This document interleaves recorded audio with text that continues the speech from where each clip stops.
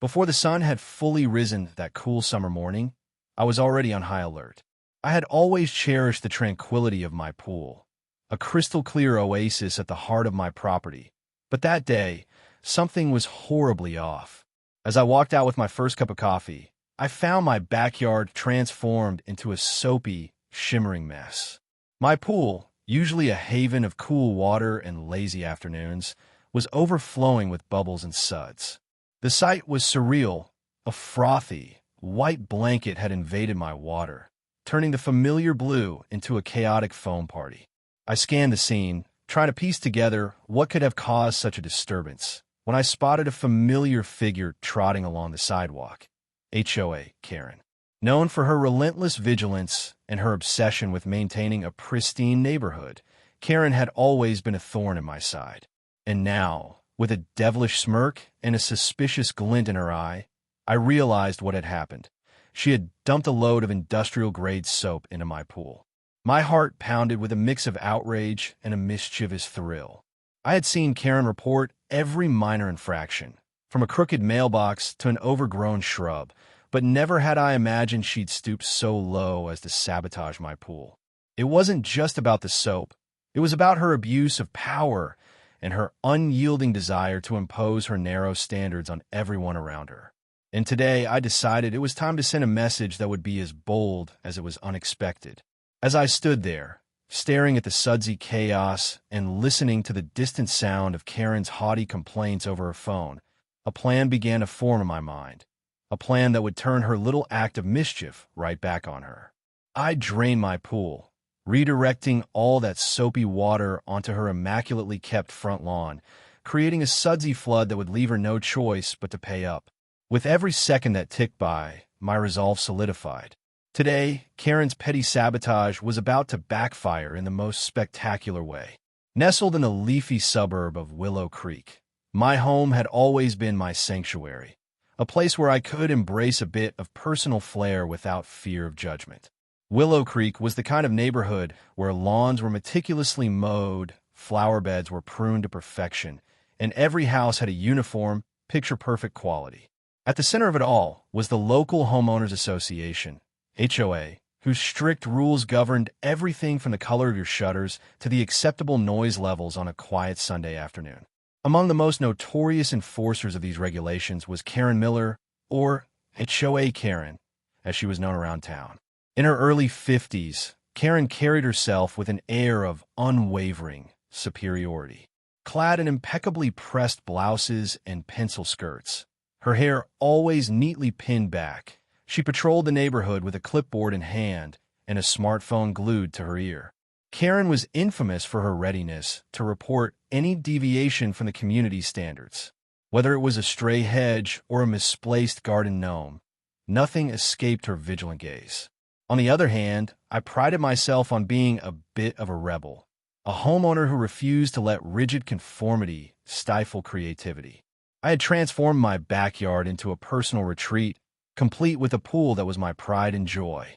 Over the years, I had invested in a custom-designed pool and an eco-friendly water system that made my oasis both beautiful and sustainable.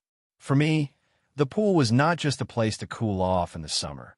It was a celebration of freedom, individuality, and a bit of modern ingenuity. Willow Creek, with its manicured lawns and uniform facades, was a place where personal expression was often sacrificed for the sake of order. My home, with its quirky design and vibrant touches, was a deliberate deviation from the norm, and something that had never sat well with Karen. I'd grown used to her disapproving glares and her passive-aggressive complaints, but nothing could have prepared me for what came next. One humid afternoon, I returned home from a long day at work to find a peculiar letter pinned to my door, a fine issued by the HOA for unauthorized alterations to the pool's water quality. I couldn't believe it. I'd done nothing wrong. Then came the news that would set the stage for the ultimate showdown. Neighbors whispered that they'd seen Karen near my pool the previous night, a suspicious bag in hand. It wasn't long before I discovered the truth from my own security footage. Karen had dumped a heavy load of industrial soap into my pool, determined to clean up what she saw as a blemish on our community's image. For Karen, enforcing rules was a way of life, a mission to preserve the uniform beauty of Willow Creek. For me, that mission had become a personal affront. I realized that her actions weren't just about a few bubbles in a soapy mess. They were about the misuse of power and the suppression of individuality. And as I stood there, staring at the foam-covered water, I knew that I had to respond in kind. The next morning, as the sun rose and the neighborhood slowly awakened, I began to plan my counterattack. My pool, once a serene retreat, was now an unrecognizable frothy wonderland. Bubbles dancing on the surface and a lingering scent of detergent heavy in the air. I immediately accessed my security footage and backed up every frame of Karen's clandestine visit. The evidence was undeniable. There she was, stealthily approaching my pool with a determined stride, her eyes fixed on the clear water before she dumped a massive load of soap into it. Furious and unwilling to let her get away with this blatant abuse of power, I decided that the best form of retribution was a dose of poetic justice. If Karen wanted to disrupt my property, I was going to turn the tables in the most dramatic way possible. I had a plan. I would drain my pool and redirect all the soapy water onto her immaculately kept front lawn. I began by checking the controls on my state-of-the-art pool pump. It was all set up for automated water management, allowing me to drain and fill the pool with just the push of a button. I monitored the water level as it began to drop, knowing that soon the entire pool would empty out. As the water drained, I activated the system I had secretly rigged to reroute the flow. Hidden beneath a series of hoses and strategically placed valves, my plan was to divert the soapy water directly onto Karen's property, creating a Sudsy flood that would be impossible to ignore. Word of the unfolding drama spread quickly among the neighbors. I began receiving text messages and social media posts from residents who were both amused and outraged by the spectacle.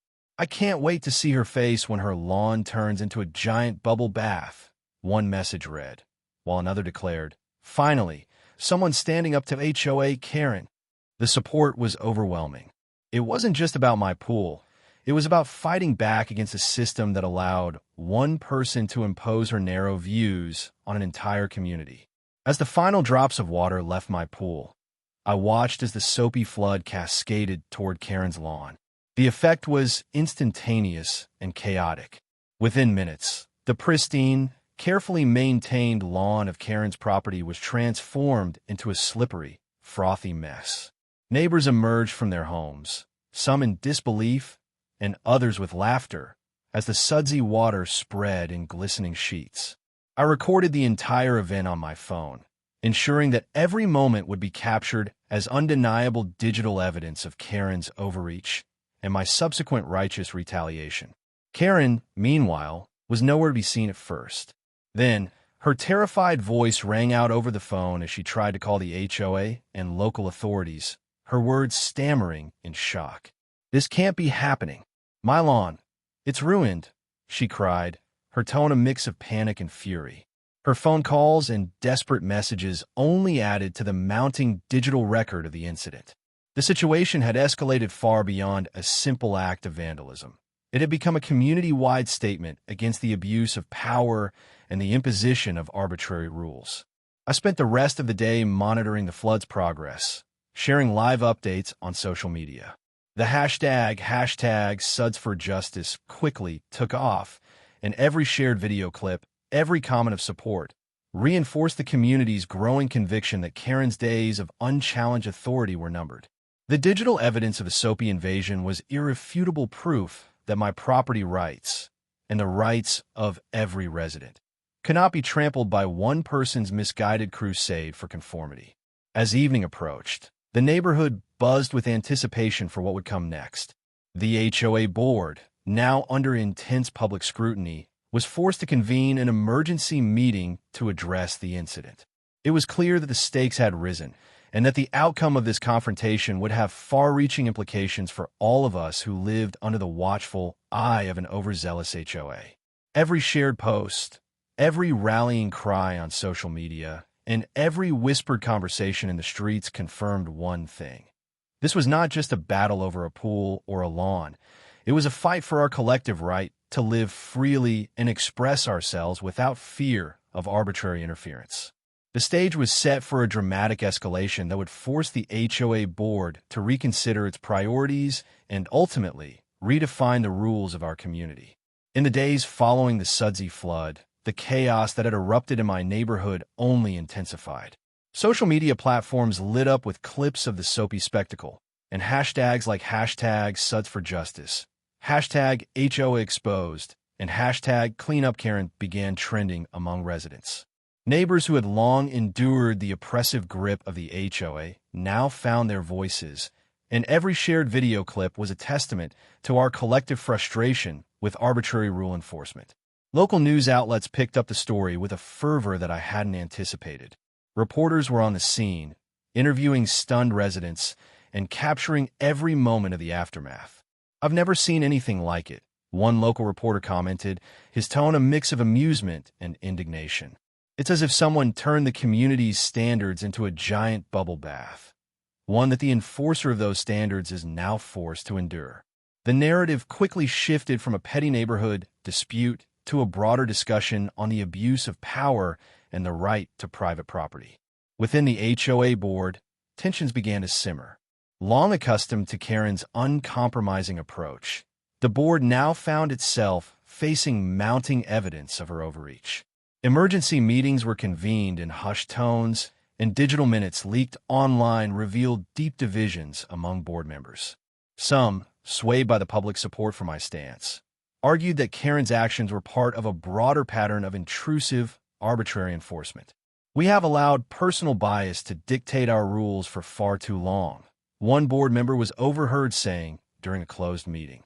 Others attempted to defend the old ways, but the relentless digital evidence and the impassioned outcry from residents made it increasingly clear that change was inevitable. At a series of impromptu town hall meetings, residents filled community centers and open spaces with passionate speeches and heartfelt testimonials. Many recounted years of being harassed by the HOA, fines for minor infractions, relentless inspections, and a pervasive sense that individuality was suppressed in favor of uniformity. "Our community is not a museum," one young resident declared at a packed meeting. "It's a living, breathing space where creativity and personal freedom should be celebrated." The energy was palpable, a collective refusal to accept an oppressive status quo. I continued to document every development on my phone. My live updates and video logs of the soapy flood, Karen's frantic phone calls, and the increasingly heated discussions at HOA meetings all contributed to a digital dossier that would soon serve as undeniable evidence of the abuse of power. Online petitions demanding reform swelled to thousands of signatures, and local influencers weighed in, urging the community to take a stand. "This is about our rights as homeowners," one popular post read, "and we will not be silenced by arbitrary enforcement." Even a local police department got involved. In a carefully worded statement, Officer Aaron Lewis reaffirmed that public authorities must act based on facts rather than personal vendettas. "Our duty is to serve all residents without prejudice," he said. "When there is evidence of abuse of power, it is our responsibility to ensure accountability. We support the call for reform in this matter." His statement lent an official weight to the growing movement for justice.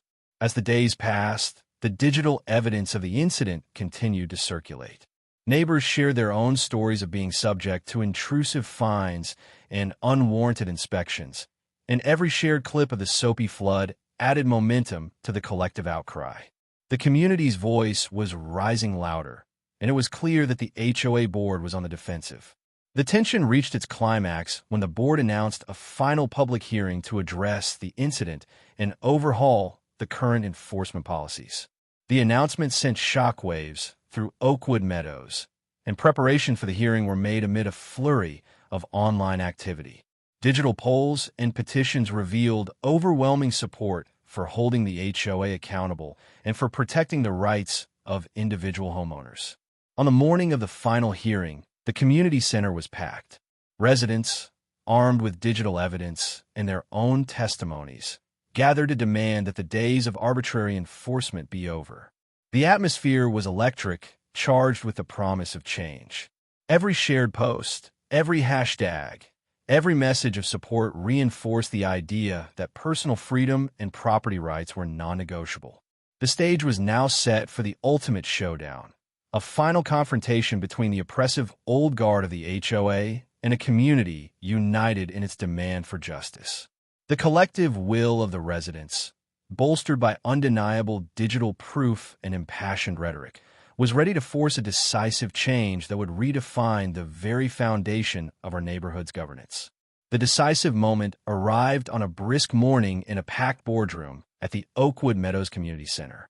The room was filled with a diverse group of HOA officials, local police representatives, community leaders, and residents, all gathered for the final vote that would decide the fate of our neighborhood's enforcement policies. With calm authority and a determination forged by months of struggle, Councilwoman Rebecca Turner stepped up to the podium, her eyes reflecting the hope of a community on the brink of transformation. After an exhaustive review of digital evidence, security footage, and the impassioned testimonies of our residents, we have reached a conclusion that leaves no room for doubt. Councilwoman Turner began, her voice steady and resolute. It is clear that the actions taken by Mrs. Karen Baxter, specifically the unauthorized siphoning of water from a private farm and the subsequent attempt to cover it up, were not only baseless but driven by personal bias and a flagrant abuse of power.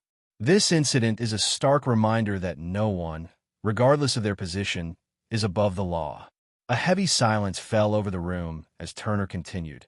Effective immediately, the HOA board will rescind all fines and sanctions related to this water theft and initiate a full disciplinary review of the practices that allowed such an overreach. Furthermore, we will be implementing new guidelines that ensure the protection of every resident's property rights. Today's decision is not just about correcting a mistake. It is a declaration that Oakwood Meadows will no longer tolerate arbitrary enforcement of outdated policies. Her words echoed powerfully, and murmurs of agreement swept through the assembly. At that moment, a respected community advocate, known for his tireless work in defending property rights, rose to speak. "Today, we stand united as one community," he declared, his voice ringing with conviction. "No resident should ever have to face the tyranny of arbitrary rules. Let this vote be the turning point where we say enough is enough. Our neighborhood must be a place where individual freedoms are cherished and where abuse of power is met with swift, decisive action." His speech was met with thunderous applause, uniting the room with a shared resolve for change. Following his address, a senior police official presented the final dossier, a meticulously compiled record of digital evidence, water utility reports, and eyewitness testimonies that confirmed every detail of the incident. The evidence was irrefutable. The water stolen from my farm was documented with precision, and every attempt by Karen Baxter to justify her actions was exposed as a sham. The Internal Affairs panel had unanimously endorsed strict disciplinary measures, and the full report was scheduled for immediate public release. Councilwoman Turner concluded, "Let this resolution mark a new era for Oakwood Meadows, a community where property rights are sacrosanct and where no one can impose their will upon others without accountability. Our vote today is a resounding declaration that we will protect our rights and uphold justice for every resident. Together, we will ensure that Oakwood Meadows remains a sanctuary of freedom and integrity." Her final words, delivered with unwavering conviction, sealed the turning point in our battle for justice. In that defining moment, as every face in the boardroom reflected shock, determination, and hope, the balance of power shifted irrevocably. The overwhelming digital evidence and the unified voice of our community had forced the HOA board to take decisive action. The days of petty, arbitrary rule enforcement were over, and a future built on respect for individual rights was finally within our grasp. In the weeks that followed the historic vote, Oakwood Meadows experienced a profound transformation. News of the rescinded fines and the sweeping reforms implemented by the HOA board spread rapidly throughout local media and on social networks, igniting passionate conversations about property rights, accountability, and the proper use of community power. Editorials in the local paper, bearing headlines like "A New Dawn for Oakwood Meadows" and "Community United for Freedom," celebrated the decisive actions that have been taken to protect individual rights. Hashtags such as hashtag property rights, hashtag no more overreach, and hashtag justice for Oakwood trended widely, reinforcing the message that our community would no longer tolerate abuse of power. Town hall meetings and community forums saw record attendance as residents gathered to share their stories and envision a future free from arbitrary interference. Neighbors who had once lived in fear of invasive HOA policies now spoke openly about their right to individuality and self-expression. "We are no longer at the mercy of bureaucrats who think they can dictate our lives," one resident declared at a bustling town hall, her voice filled with determination. The atmosphere was charged with hope, a collective promise to stand together against any form of tyranny. Within the reformed HOA board and local police department, sweeping changes were rapidly implemented. Senior officials, led by Director James Carter and Lieutenant Marcus Reed, introduced comprehensive training programs focused on ethical conduct, cultural sensitivity, and the responsible management of community resources. Regular internal audits and a transparent disciplinary process were established, ensuring that every complaint was meticulously scrutinized and that no resident would ever again be subject to arbitrary fines or harassment. "Our duty is to protect the rights of every homeowner," Lieutenant Reed declared at a follow-up press conference, reinforcing our renewed commitment to fairness and justice. Community leaders and local civil rights organizations also mobilized to ensure that the lessons of this episode would lead to lasting change. Workshops, public forums, and educational campaigns were launched to promote awareness about individual rights and to empower residents to stand up against overreach. When we come together as a community, our voices are unstoppable, a local activist proclaimed during a vibrant town hall meeting, inspiring all who were present. For me, the journey from confrontation to resolution was both deeply personal and transformative.